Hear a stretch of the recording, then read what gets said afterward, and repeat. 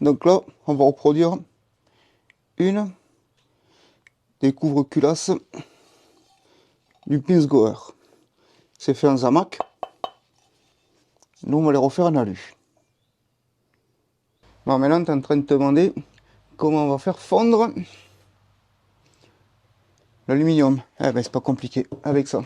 Ça, bon, comme je t'ai toujours dit, c'est un partenariat avec Vevor qui m'a envoyé ce four à fusion. Alors, en fin de compte, c'est juste un four sur résistance qui permet de chauffer jusqu'à 1150 degrés. Et le point de fusion de l'aluminium, c'est entre 800 et 900 degrés, je crois, un truc comme ça. Alors attention, je suis pas un grand spécialiste. Alors comme ça faisait un moment que j'avais envie d'essayer cette espèce de truc en fonderie, ben, c'était l'occasion. Alors pour en faire un moule, j'ai fabriqué un truc, un cadre en bois, en deux parties, tu vois, voilà, hop. Et lui, il est au milieu. Et là, on va faire le moule. De la terre spécifique. Alors comment ça s'appelle, machin et tout, je me rappelle plus. C'est une espèce de sable un petit peu huileux, tu vois, qui se... Quand tu l'appuies, qui se forme tout seul. Je te mettrai les liens descriptifs de la vidéo. Je sais plus comment ça s'appelle ce sable. Bon, la première étape, c'est de mettre du talc sur la pièce. Pourquoi? Parce que ça va permettre de la démouler facilement la pièce. Comme le sable, si tu veux, il est en morceaux au début, il faut un petit peu le tamiser pour que ça fasse du grain fin et pour que ça prenne le plus de forme possible de la pièce, si tu veux. Voilà, c'est pas bien compliqué. Hein. Après, avec un morceau de bois, il faut tasser un petit peu le sable de moulage.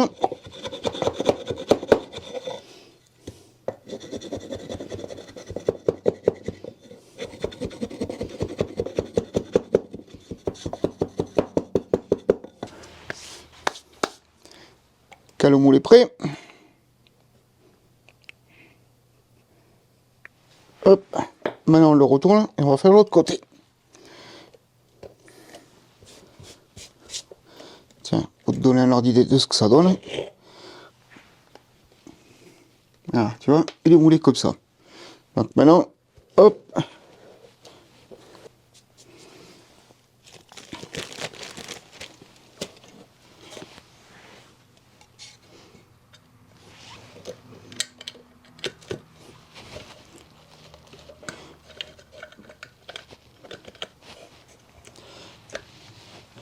Voilà, maintenant, ben, on remplit ce côté.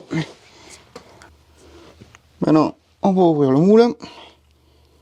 Donc là, il faut faire doucement.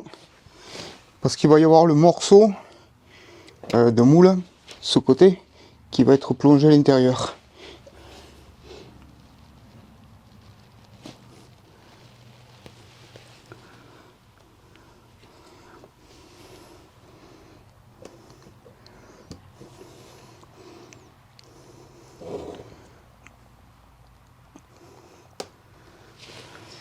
Donc là, on va devoir sortir.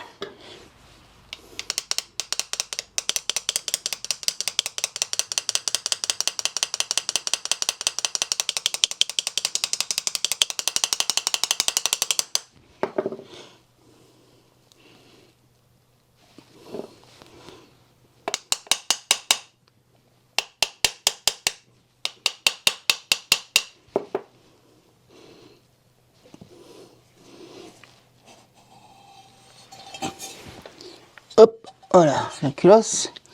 Donc là, tu vois, j'ai mon moule. Bon, je te montre de plus près. Donc là, tu vois, j'ai le moule.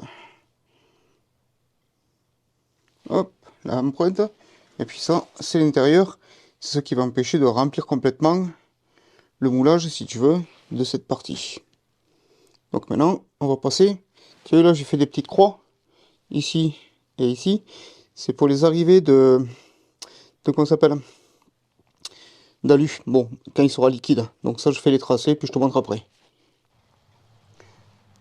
Voilà, j'ai fait les trous de remplissage pour le...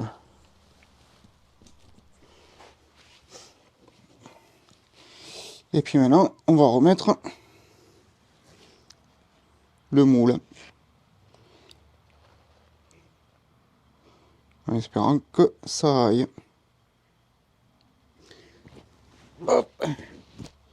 Tu vois, c'est là qu'il faut y aller doucement pour pas que ça se casse la gueule. Tu vois ce que je veux dire?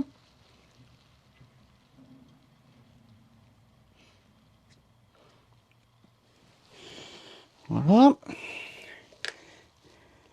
Quand tu reçois le four, comme ça, à fusion, enfin, il te file des gants, une pince, hop, et ce qu'on appelle les creusets. Les creusets, c'est ce qui va nous permettre de faire fondre le métal. Et la pince, elle sert à venir les prendre ici. Donc, comment c'est fait à l'intérieur? Bah, c'est tout simple, regarde. Hop là! T'as le creuset. Ouais, j'en ai deux, t'as vu? Ils en fournissent deux. Un de 3 kilos. Enfin, 10 de 3 kilos et un de 1 kilo. Je sais pas si c'est la quantité de kilos que tu mets de métal, mais 1 kilo d'alu, ça fait pas cette quantité. Hein. Bon, voilà. Mais tu vois, voilà. Et tout autour, tu vois, dedans, tu as des résistances. Et c'est ces résistances qui vont chauffer et qui vont permettre de faire fondre le métal. Donc là, on fait chauffer comme ça. Ici, on démarre. Température en haut qui fait et en dessous température demandée. Donc nous, on va demander 1000 degrés. Allez, hop, on met en chauffe.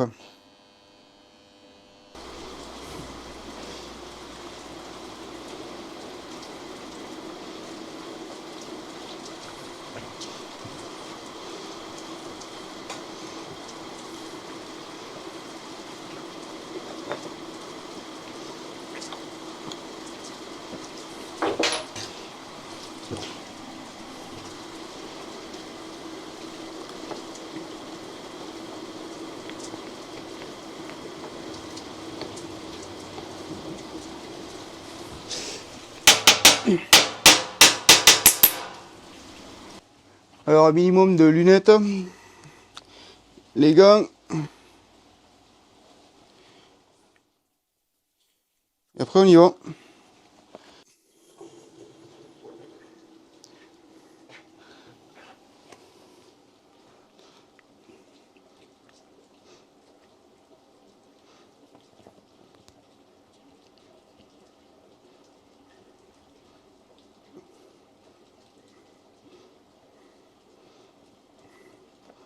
Oh, je sais même pas si on a eu assez.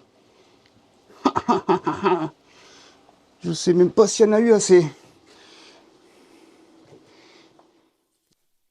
Ah, si tu veux, le métal, je l'ai rempli par là. Et là, normalement, tu vois, quand tu remplis, enfin, logiquement, quand tu remplis assez, tu as le métal qui remonte par les trous ici, là. Enfin, au moins celui-ci, tu vois. Parce que celui-ci, c'est juste basta. Alors, j'espère que j'aurai mis assez de métal là-dedans. Parce que le creuset, j'étais à fond. Bon, allez, on ouvre ça et on regarde. Est-ce qu'il y a eu assez de métal? Enfin, je pense pas. Le creuset, il était rempli à fond. C'est peut-être une trop grosse pièce hein, pour faire ça.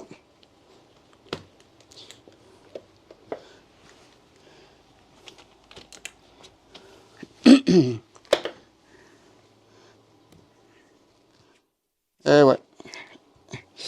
Eh ouais, ouais. Putain, la manque. C'est con. Putain, il manque pas grand-chose. Hein. Regarde, tu vois. Il manque ici, là. Hop, ici et juste ici. Bon, allez, voilà, on va l'ouvrir. On va quand même regarder ce que ça donne. Hein. Bon, allez, on va comparer. Tiens, voilà, tu vois. Alors, forcément, alors si tu veux la pièce, hop, elle était comme ça. J'ai commencé à couler de ce côté. Alors pourquoi ici ça n'a pas rempli? Je pense qu'à un moment, si tu veux, dans la coulure, j'ai fait un... Et comme je n'étais pas sûr, je me suis arrêté, puis j'ai repris. C'est peut-être ça qui a fait que ça s'est raté ici. Et après que c'est venu remplir tout le reste. Mais comme il n'y en avait pas assez, si tu veux, ben, ça n'a pas fini ce côté-là, hein, comme tu peux voir. Ni ce côté. Tiens, on va comparer à la... On n'est pas... On n'est pas... Bon, au niveau de l'empreinte générale, si tu veux, on n'est pas mauvais. Hein. Tu vois ce que je veux dire?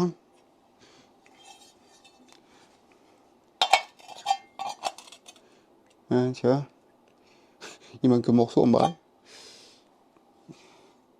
Je suis sûr qu'il y aurait possibilité de les faire hein, correctement. Je suis sûr qu'il y a possibilité. Alors peut-être avec un peu plus de métal et peut-être un trou plus gros, machin. Bon, enfin il faut faire des essais quoi. Là c'est la première fois que je m'essaye à une grosse pièce d'un coup. Hein. Et ouais, comme tu peux voir, on a récidivé.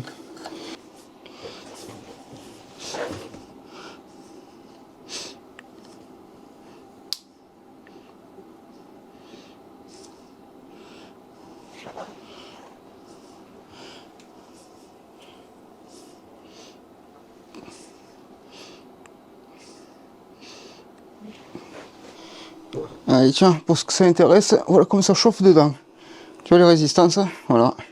C'est que des résistances qui chauffent. Hop, là-bas on voit la sonde de température, hein, et puis voilà. Bon, j'avais ça qui traînait. Qu'est-ce que c'est? Ouais, c'est des douilles en laiton de cartouches. C'est des cartouches qui sont déjà tirées. Enfin, c'est juste la cartouche par elle-même. Il n'y a aucune amorce, il n'y a pas de poudre, il n'y a rien. Tout a été nettoyé. Donc je les ai fait fondre. Parce que l'alu, j'y arrivais pas spécialement. Alors je voulais essayer autre chose. Donc le laiton. Ben, j'aurais pensé que c'était plus dur le laiton. Ben en fait compte, j'y ai mieux arrivé. Alors, hop, je te montre le modèle que j'ai fait. Ça, c'est le premier essai. Alors comme tu peux voir, tu vois, ça, c'est la coulure, tu vois. C'est le truc qui était comme ça, inversé. Et voilà ce que ça donne. Hop, en laiton et l'original. Ouais, comme tu peux voir, ce premier exemplaire était pas extraordinaire, je me suis dit. Bon, bah, du coup, j'en ai fait un second. Bah oui, il faut bien essayer. Hein. Eh bien, figure-toi que le second, alors, hormis un manque un petit peu sur les extérieurs, putain, le dessin, il est vraiment bien fait.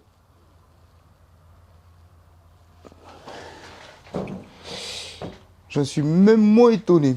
Franchement, nickel. L'extérieur, il est... Tu vois, sauf ici, là, en bas, là où il y a mon pouce. Mais bon, à la limite, ça peut faire joli, on va dire. Pourquoi? Ben parce que ça fait style pas fini, complet, machin. Ça fait pas... Voilà. On voit bien que ça a été fait artisanalement. Et ben je suis agréablement surpris. Et puis au laiton, ça pèse. Hein. Ouais, ça pèse. Bon, après, j'ai peut-être pas pris le truc... Enfin, je sais pas. Tu vois? Voilà ce que ça m'a fait. Tu vois, l'alu, bof, bof, bof, bof. Tiens, les chiens qui aboient comme des gros débiles. Tu vois, l'alu, pas extraordinaire, j'ai trouvé. Bon. Tu me diras, ce qui est bien, c'est qu'on peut tout refondre et réutiliser à l'infini. Par contre, la machine, il y a un truc que je peux te dire, c'est qu'elle fonctionne nickel. J'ai pas de souci avec. Et puis, pour quelqu'un qui veut s'essayer à faire, comme moi, 2-3 trucs, c'est vachement intéressant, je trouve. C'est intéressant. Bon, ben sur ce, on va aller voir le Pings. Parce qu'en fin de compte, on est 3 à travailler dessus. Ouais, moi qui travaille tout seul, un pote qui est souvent au téléphone avec moi, même beaucoup. Merci Max au fait pour tous tes conseils. Et puis là, j'ai mon pote qui connaît super bien les Volkswagen, parce que ça, ce sont des carburateurs de Porsche 356, et il a déjà travaillé sur les Porsche 356, donc il va venir m'aider à les régler, ce sera beaucoup plus simple. Parce que par téléphone, par exemple, c'est bien, mais la personne qui n'est pas avec toi ne peut pas savoir si tu as fait un truc mal ou pas mal, ou voilà. C'est pas pareil quand tu as quelqu'un en présence. Bon, ça de toute façon, vous le savez tous. Donc, prochain coup, la semaine prochaine, le Pings qui tourne ou qui tourne pas, vous aurez la vidéo complète. Au moins, ça fait 3 semaines que j'y suis dessus. Il est temps de la sortir cette vidéo et de vous montrer les galères, pas les galères, bon bref, voilà. En gros là, moi tout seul, pour les carburateurs, juste les monter et essayer de les régler, 2 jours, voilà. Entre le téléphone, toucher 3 vis, machin, bon je te fais pas de dessin, et t'as compris.